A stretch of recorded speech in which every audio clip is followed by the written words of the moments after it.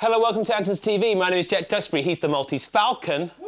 And all the way from the US of A, Milwaukee, we have... Jim with Modal. Hi. Jim! Jim is here to show us through the Cobalt5S. There's been a video already where I embarrassed myself. I think I said I was changing patches and I wasn't. That's how little I know about the keyboard. But we had a really good time and the comments were really lovely on there about how good it sounded. So, and I promised I was going to speak to someone who knows what they're talking about. And Jim, I understand that you understand what you're talking about. I certainly appear to when I'm speaking about the Cobalt5S, but you know, every once in a while. And I've heard some of the sounds already. They sound amazing. First things first, because I didn't have the manual or even know any of the specs. What's the pitch on the Cobalt5S? What is it? Well, it's an extension. Well, I would say it's kind of a portability extension of the Cobalt 8. So it's using the same core synthesis engine, and we've stripped it of a few things. Obviously, it's a little bit more cost efficient. So that's, besides the form factor and the smaller keys, you've got 2 LFOs instead of 3. You've got 2 effects instead of like the whole 3 slots. You know, so the 2 effects are chorus and delay. However, I point out, and a lot of videos didn't mention this, and I'm not sure. I could probably explain why it wasn't emphasized as much. But the chorus is all new. It's an all new algorithm, all new chorus. I love it. I actually like it a little bit better. I think it wasn't mentioned as much because we might be bringing it to the 8 at some point in the future, like, you know, to the Cobalt 8. But the Cobalt 8 has more of a super chorus. This thing is a little bit more of a conventional, maybe Juno-esque chorus, just a little bit more an every man's chorus, I would call it. You know, a little bit easier to kind of get down in how you like it. But other than that, I think there's no audio in. You know, it's just little stuff. Other than that, the only big changes were really the effects and the 1 less LFO, and the 5 voices, obviously, instead of 8. And what part of you had to play in the development of this? Well, initially they wanted to make this an 80-something key. No, I'm kidding. Terrible joke. Sorry. No, I occasionally sit in with I occasionally sit in with developers in their meetings and kind of offer feedback. But this was planned a while ago, and then was kind of, you know, with COVID and everything, I think it was kind of set aside, and then the Cobalt 8 kind of resumed that regular, you know, same size factor with the as the Argon. So this was actually planned long before I even joined Modal, or at least it was a, you know, project idea. So yeah, a lot of stuff that's already been kind of conjured up and I, you know, and smoothed out before I got here. But you know, I was the one designing the presets, and I found it to be one of the easiest things to get along with as far as designing sounds, and then playing them. It's just so fun to play. It's addicting. The presets, that was the thing. That was the only thing I could really get out of it because I knew nothing about the keyboard. But the Falcon, I loved the presets. Sterling work, sir. Sterling work. Do you have any favourite presets that you made? Whatever one that you thought, yeah, I nailed this. And there's your boy. It was Aiden, right? Yeah, it's Aiden hopefully being well behaved. Aiden, come play a preset, mate. I think he just wants these gummy savers. Oh, yeah. Oh, yeah. Sour Patch Watermelon. That's what I miss from America. Sour Patch Watermelon kids. That's my bribe to him to stay quiet during the video. So, yeah, I think down here, I had a friend who couldn't see what I was working on, obviously, because he had stopped over, and I was like, oh, no, you can't go in there. But I'm designing presets for a new synth. He's like, dude, you got to do window licker. Do that nice window licker.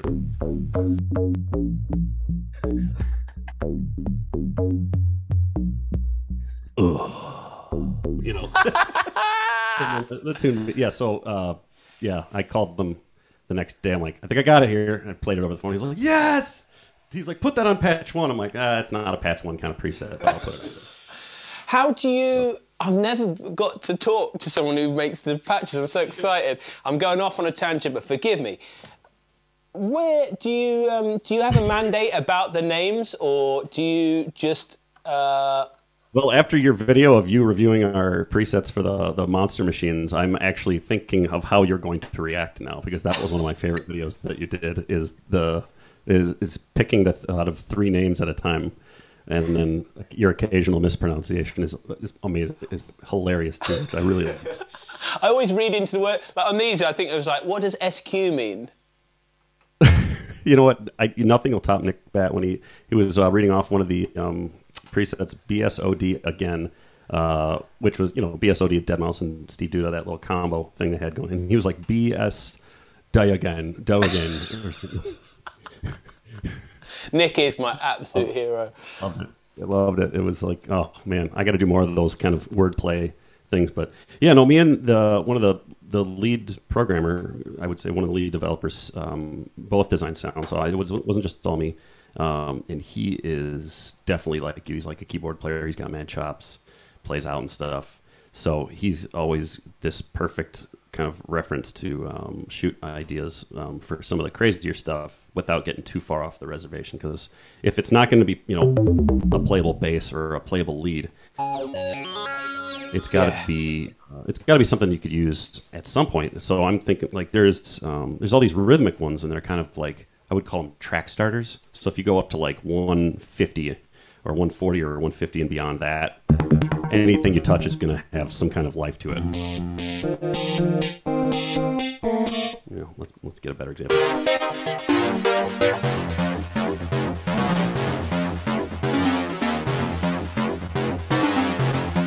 So I pretty much take inspiration from anywhere.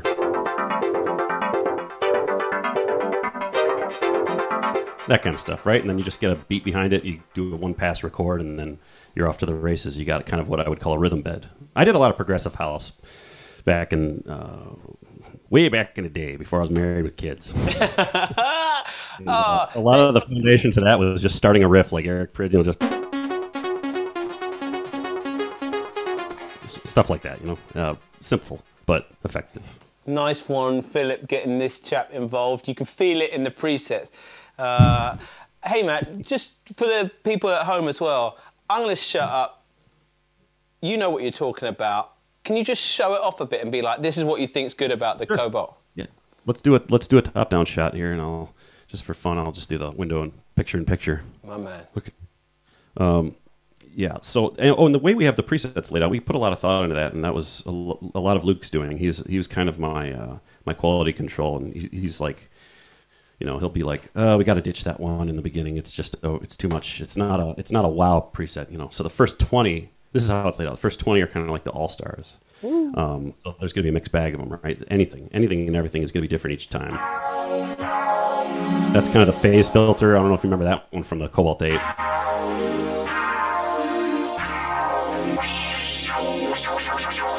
And then, that one's using I think the standard balance filter. Let's see. Great little keyboard, isn't it? I really felt there was scalable aftertouch in it. There is, yeah. It's very easy to work with, very easy to program too. I'm definitely going to get to that too, because I think it's one of the things that a lot of people don't realize how easy it is to get modulation assignments going. But I'll show you that on a later preset. But yeah, so after the first 20, we're going into like classic poly stuff. You're going to want the bread and butter kind of every day.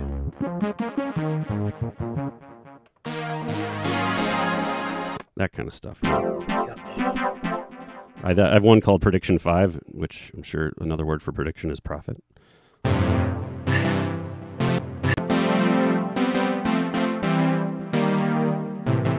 I get up an octave here. Of course, if I'm playing these kind of presets, you have to play triads, because triads own the 80s. Yeah. Oh, yeah. So, we got plucks in there, and then from there it goes on to kind of, I always like to call them epic tails. Anything with long reverb or long, in this case, it would be long release tails. But actually, these are brass. Sorry, it goes into brass and some of the softer stuff, and then it goes into this kind of stuff. Pads. Woo! No, that's Fall of Autumn too. Our developer liked it, Fall of Autumn, so much that he's like, we got to do another one. I'm like, really? Okay. So he did Fall of Autumn 2, but Fall of Autumn 1 was actually based on a Halo mission, and I just remembered I wanted to do a choir. Like on a Halo mission.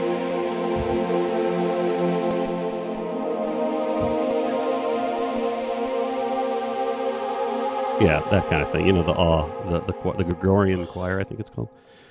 I think Cortana could pop out anymore. Yeah. She's I've played some computer games in my time, Falcon. Such an everyday gal kind of voice for an advanced AI computer. Right. I like the fact that when I touched these knobs, they did what I thought they were going to do. Yeah. And let's talk a bit about how you would, or how did you make the sounds? Do you always go from I mean, you were right there at the dawn. Was it always from an initial patch? Yeah, mostly from initialized patches. Sometimes it'll be one initialized patch, or it'll be something that I made that's simplified. Actually, good related to that, in the preset menu, there's on like at the very end at like 190 and onwards, or like 195, I think. There's a couple like alternate init patches where you're starting with something other than just your standard saw, triangle, or whatever. Yeah. So these are. I'll go to the app. The app is the easiest way to show this, but instead of your typical VA sweep, we'll have it somewhere else, like a couple of modulation slots already in there, and you'll be working with a triangle or spread triangle. Oopsies, here we go. Yeah, those are the three kind of alternate. Oh, that's cool. Yeah, but. So oven ready patches ready to pop in there. I've never seen the app. Did you program with the app out, or were you? Yes, almost everything I programmed was with the app. It's just the go-to for sound design, and I think that's a good kind of thing to mention is the Cobalt5S. The workflow is obviously not per knob, right? And some people prefer that. Some people actually don't really get along with a shift button and don't really like shortcuts. And myself included, I have a hard time I had a hard time with the workflow on this. Some people learn quicker than others.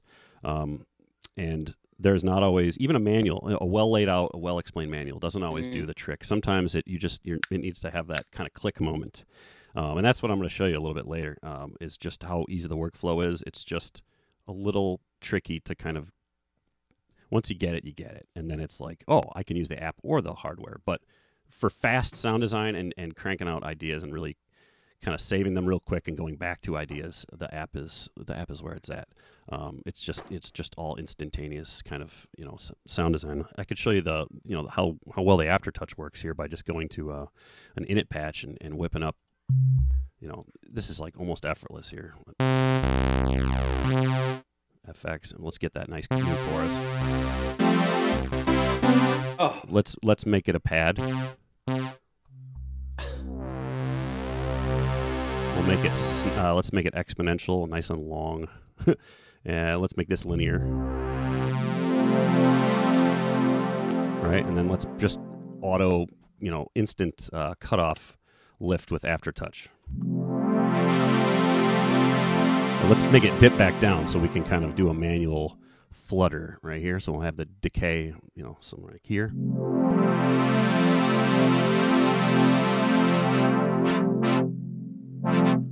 That kind of thing.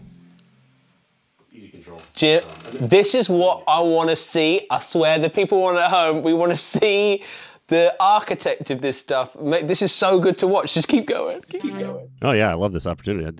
I've been wanting to do this kind of video with Modal, and I think it's all in context. You have to have somebody there with you to kind of react accordingly. So this is good what we're doing. I love it, and I can see it now. How God, you're ruddy fast at flicking around that because it's all there.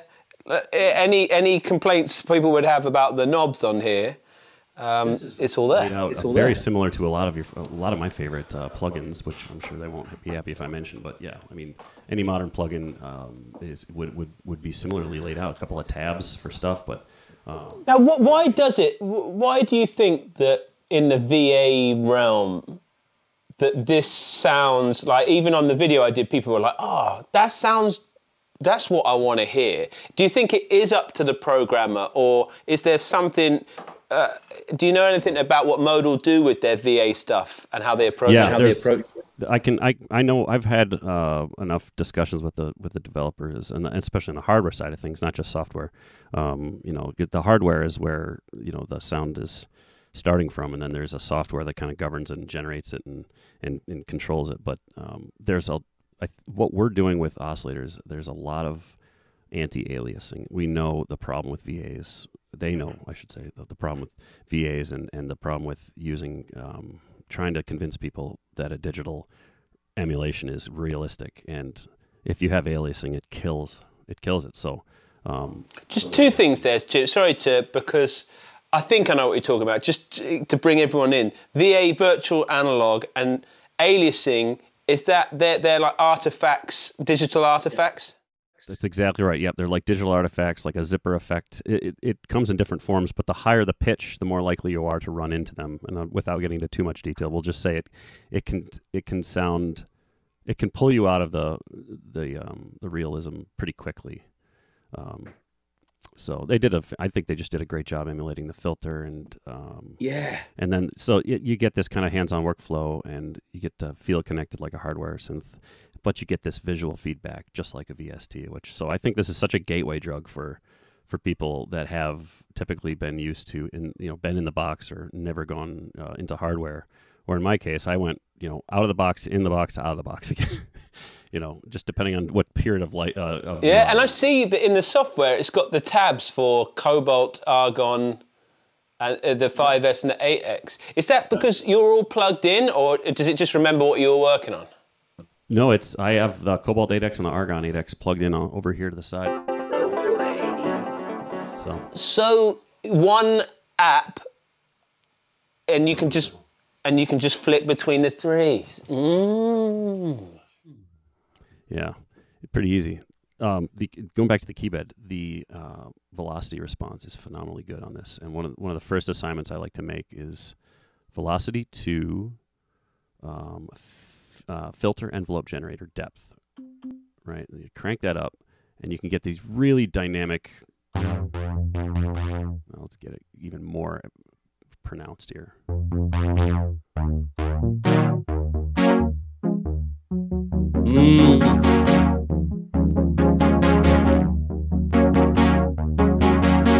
That's the stuff I love, because you of all people should know, you're a keyboard player. Playing dynamically is what gives it life. Well, that's what I said in the first video. I knew nothing about the kit. I couldn't even change the patch, but it felt like much more dynamic than any other mini keyboard. And so and you're saying a part of that is to program in that depth. Yeah, and that's I would say probably one of the biggest differentiators in our presets.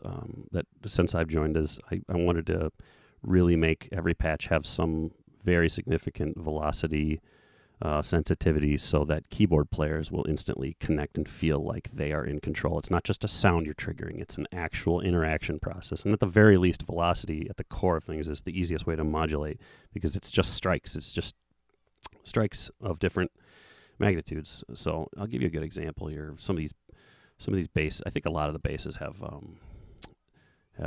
velocity sensitivity. Here we go, velo. Anytime you see that.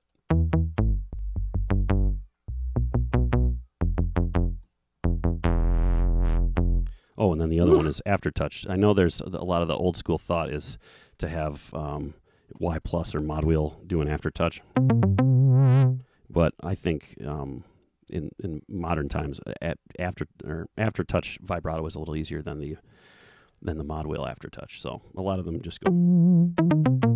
Oh, I wholeheartedly agree. Not all of them, but some of them. I had to cater a little bit to both crowds. Yeah.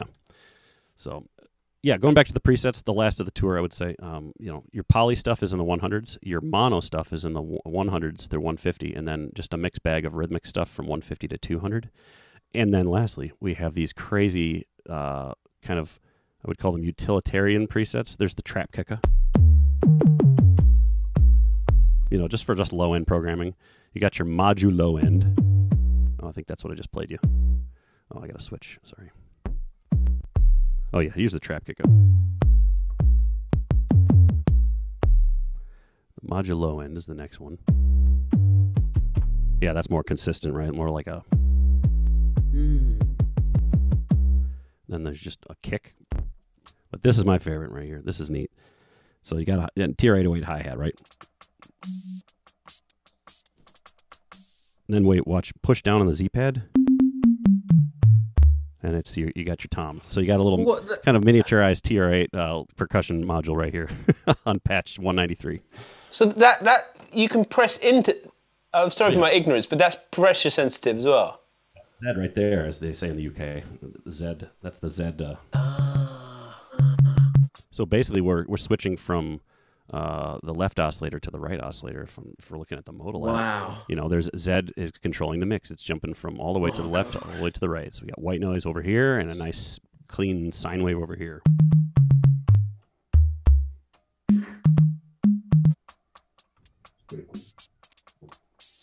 And it wouldn't be, you know, a VA without at least one of these.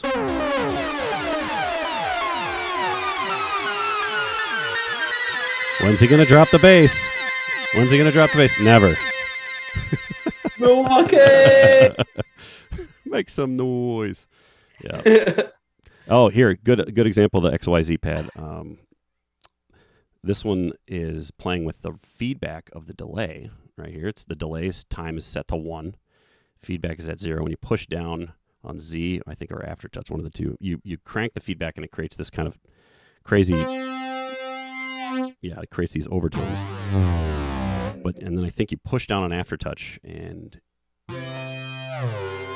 oh no, you push down on Z, and what it does is it slows the LFO down to 0, and the LFO is moving the time of the delay. So you can actually freeze it in time, and you have these different timers and kind of tones.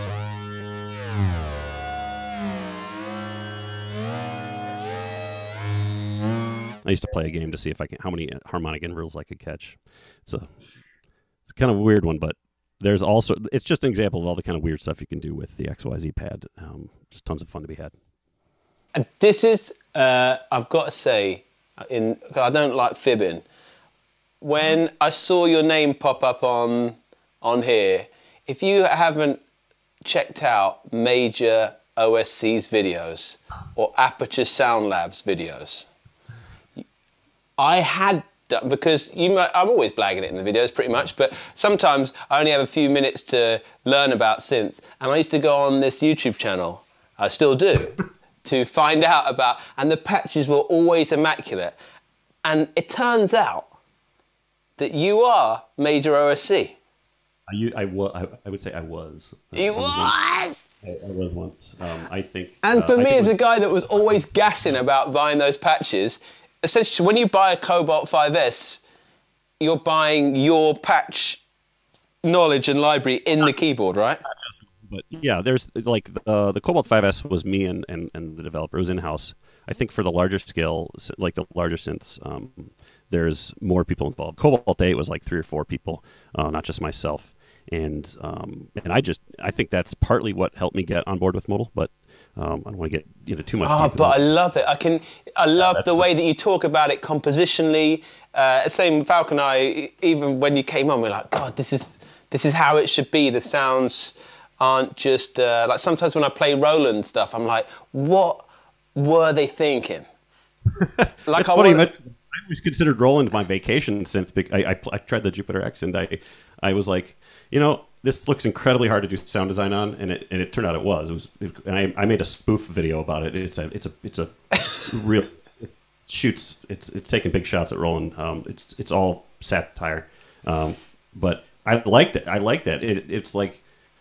It's the nostalgia. I think it's the XV50 presets right there. Just those, like the Baywatch piano, and like, you know, those old school pads. They're of no use to me musically in any modern music. But I'm like, this is fun. I make a sound and I enjoy these. Like, it reminds me of when I was not a sound designer and I relied on presets. And so I'm just thinking like a little bit like that when I'm making presets for Cobalt5S. I'm just like, okay, what would be fun to play in these days? Like, what's modern? And so I'm trying to, you know, I got satellite radio like a couple of weeks ago, just so I could get back in touch with like what's getting played on the dance music stations. What are all these kids listening to? Yeah. Last time I checked, it was Deadmau5. Is he still relevant? Yeah, but they've got a fatness and a warmth and a tone to it. That's what I loved about your videos on the Aperture channel. Yeah. Yeah, well, a lot of the synths I buy, where I bought back when. were already kind of like established as easy to program for, with the exception of a couple of them that were notoriously sterile, unless kind of you wring their neck. But that's the nice thing about Modal is, any Modal synth really that I've played, is that it's hard to make them sound bad. There's a lot of hands-on controls right away, spread, and chorus, and then the algorithm stuff that just instantly makes it kind of ear-tickling, ear-pleasing, and that's kind of the end of the day. I had a friend who's not even a musician tell me something prolific, which is you have to give the people something they've never heard before, but something that's familiar enough to keep them interested. Let's get that fine balance, What would you recommend someone, if they buy this, what would you say to do for the first half an hour? Oh, noodle, have fun, play to your favorite tracks. That's a big one. That's what got me into sound design, was trying to figure out, in many times, in many desperate ways, trying to figure out how somebody got a certain kind of sound. And once you figure out how an envelope works and how an LFO works and how a mod matrix looks or works, you'd be surprised when you're determined, when you have music that inspires you. I always use that and I try to play along. So not always like verbatim playing along, it could just be playing the bass line or just playing a chord that that song is in, or transposing like I do all the time, because I can't play in the key of E. Not at all. E or B. No, forget it. I'm transposing. I'm with you, man. Yeah. Talking about mod matrix, on the top here, yeah. So, how easy is it to assign modulations on the hardware? Very, very easy, actually. There's the mod button down here, right? It gives you a kind of, if you just tap it, it gives you this tour of the... oh, yeah, the different slots. Right? There's your summary up top, and then you go down 8 slots. Yep, 8 slots, and then after those 8 slots, there's actual fixed ones like the aftertouch to filter cutoff, that kind of stuff right there. Note cutoff, aftertouch cutoff, that kind of stuff. But yeah, the bread and butter, kind of assignable mod slots are just tapping through this. You'll cycle through them. If I wanted to initialize a patch, we're working on this side of things. I'm just going to be pressing and holding this. I just initialized a patch, and I kind of wish they had chosen to use saw as the standard form, but bottom of the algorithm is the sine wave, so no biggie. Turn it to halfway and it becomes a sawtooth. And I'll show you how to do a velocity assignment to the filter envelope here. Right? Quick thing about this, over here, FXFAM. These are different kind of modes to work in. So if you're editing the envelopes, you're going to press one of these three: a modulation envelope, a filter envelope, or an amp envelope. This is going to tailor your sounds, like whether it has a reverb or a release tail, whether it has a soft attack. But to make the adjustments, you're going to be using shift, because otherwise, without shift enabled, you're always going to have access to cutoff, reso, and morph, right? Which was, I think, important. A lot of people want cutoff to be constantly available. Oh, there we go. Better view right there for you. Thank you, mate.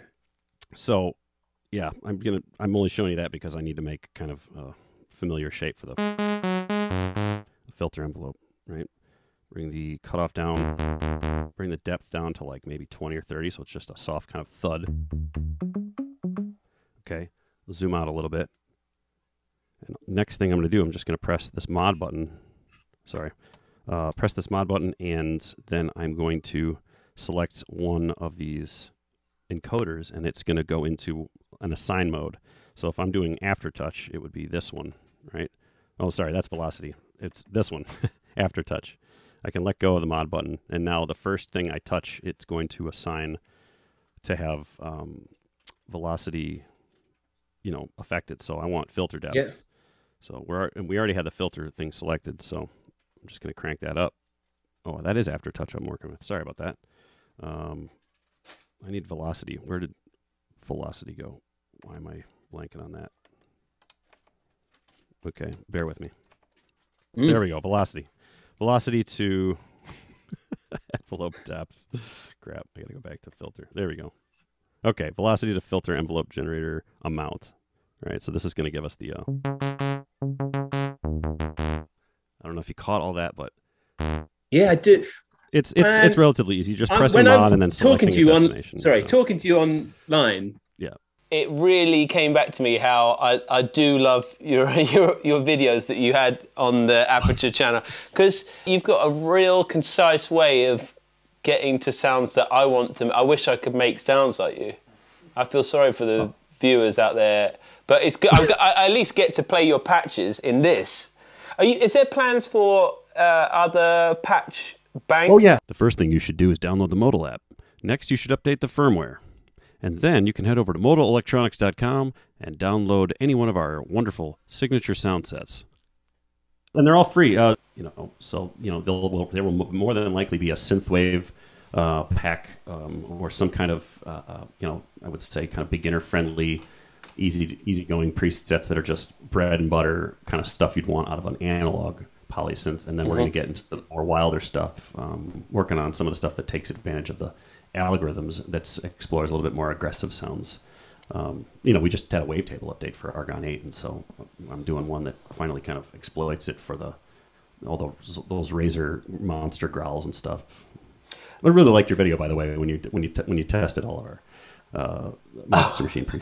They were great fun. I love it. I love the fact they don't just stay this way, and that I know the guys there constantly are reinvigorating the products. What my complete ignorance, I'm sure everyone knows this, but what is the algorithm about? Is that when you're into FM stuff? That's a good example. Yep. So I kind of consider the algorithms a what if of modular signal chain manipulation. So I made a crude example once. I was like, picture Junkie XL in his studio with a bunch of modular synths, right? And imagine he grew 8 different arms, or just a couple extra arms, and he started turning all these different knobs in the most ideal kind of amount to find sweet spots. Because if anybody's played with modular stuff before and tried to find kind of a new sound, a new not something beyond just the sawtooth or the square wave, and you want how many hours of Deadmau5 and Dude have probably done this sort of thing with his thousands of dollars of modular equipment. But the idea is that we're emulating some of these very cool what if scenarios with these algorithms. So it's doing calculation on how a triangle would affect a sine wave when you add with sync added, or just throwing all these different curveballs. And then the parameters A and B, which is your two control mechanisms, or your two control parameters, are the ones that kind of make up what happens. So in the case of FM, it's going to be the FM amount and the pitch of the oscillator. Let's get over there. Here I can show you. Ring mod's another wild one too. This one's neat because it shows the amount of detune. Oopsies, I gotta get out of there.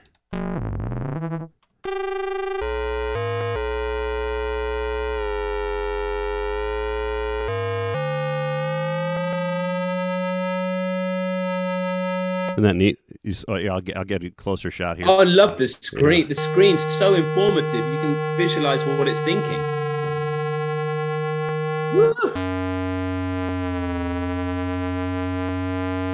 Yeah, so it just gets pretty wild. And that's one of the things that I think that I like doing the most on the Cobalt and the Cobalt 8, the Cobalt 5 and the Cobalt 8, is the kind of playing around with LFOs, and then the LFOs are in either square or triangle shaped, and they're kind of moving these things around. I got some good examples here for you.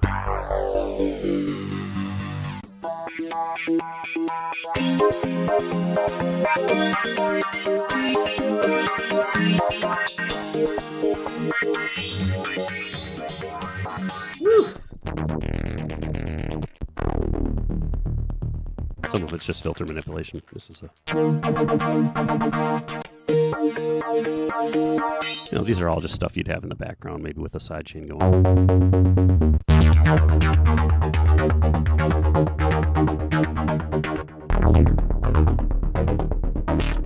This is a good name, Integrity. Named after Integrity Farms. Enough said. Can you... I saw some images. Do you know of anything else in the... Do they plan to miniaturize other stuff? Or are you not allowed to say? think that's a reasonable assumption to make. I can't comment or speculate, but yeah, I think there's a market for it. I mean, we've seen miniaturization of products all year long, haven't we? And we just saw.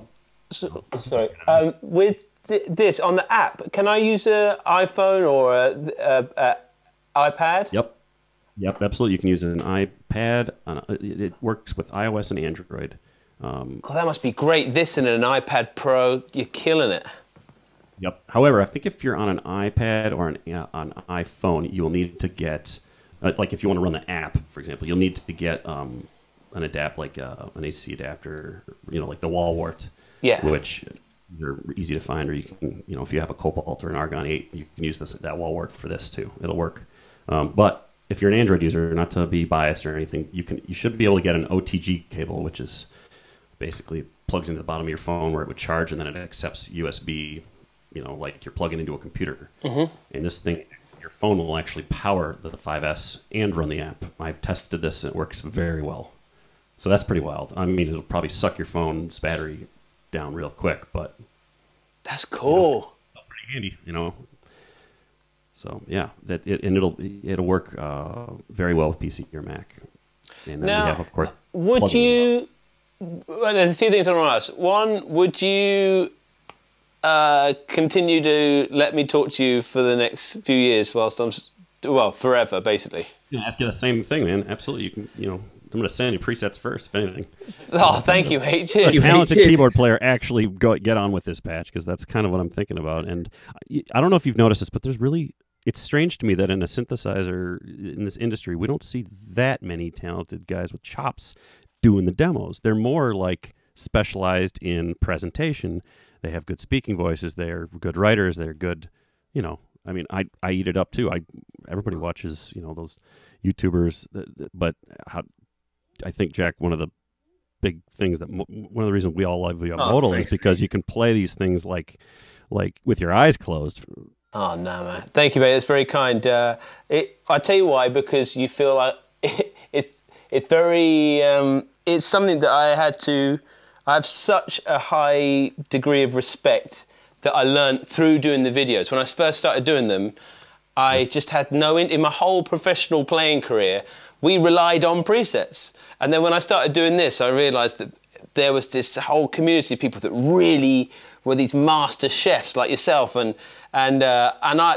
luckily I'm into that as much as anything. So when I get to talk to you, it's even just seeing you fly around there, I'm like, I didn't know how to do that.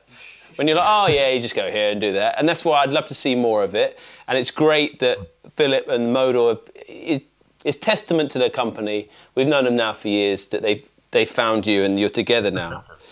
But they're perceptive, aren't they? They really, that's why I wrote them a very passionate kind of essay almost before I was officially hired. I was just contract with them for a few months to kind of help them out with marketing during Cobalt and after the launch of Cobalt. And I wrote this big thing about the importance of sound design and connecting a synthesizer to its user. And I never thought that, after I wrote it, I'm just like, why did I send that? And then a couple months later, they're like, no, mate, you're going to be curating and team up with I think the head of VP of sales, and then our lead developer also had a say, and which is really good because you need that in anything. You need kind of outside opinions to kind of for quality control. Kind of get another perspective. So it's definitely not all me. I just want to reiterate that we have an incredibly talented developer in house, and then we also for different projects we'll bring on other people. I mean, we bring on artists actually now to do sounds or to do demos now for Modal Synths too. There's an artist program, and we're trying to figure out ways to kind of incorporate those artist programs with kind of sounds that we're making too. So there might be some higher profile artists in the future where we make a pack with them in mind, and then they demo it and kind of are the face of it. Great. And the channel's looking great. Hey, Matt, it's been lovely to chat. I feel like I've learned a lot more about it. Would you do us the honour of, whilst me and the Falcon, we can get down in the corner of our video room, will you play us out with some of your favourite patches, just so... Yeah, sure. And hey, guys, thanks so much for watching. If you like what we're doing, consider subscribing. If you don't, let us know. Me and the Falcon, we learn from the hate. Yeah. And if you own any other keyboards, I won't say anything, but you want to go type in Aperture Sound Labs. And don't promote that. It's going to kill me and you. No. I'm speaking my own way. That's just me. It's not just me. Aperture Sound Lab is actually is a couple of people. And Alpha Code Synth, one of the sound designers, Cobalt, also is on there, and he's part of that. He was part of the idea, which is kind of just offer a community of good sounds. So, but all of that is like, this is why it leads to this, and you can buy all of that brain, all that sonic expertise in this keyboard. Thank you very much, Jim. Modal sounds free at modalelectronics.com. Mate. Oh, thank you again for having me, man. It's been a blast. Kick us off. Kick us off. Okay, all right. I'm going to get a beat going too here.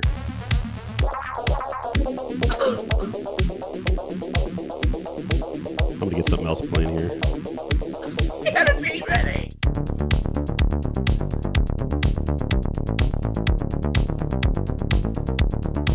Should I play the 008?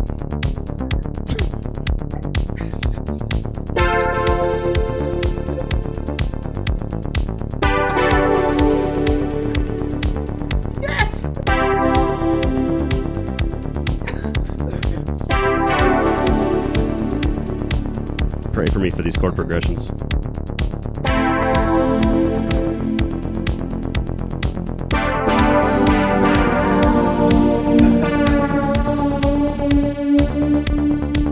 A little bit of DeLorean Dynamite.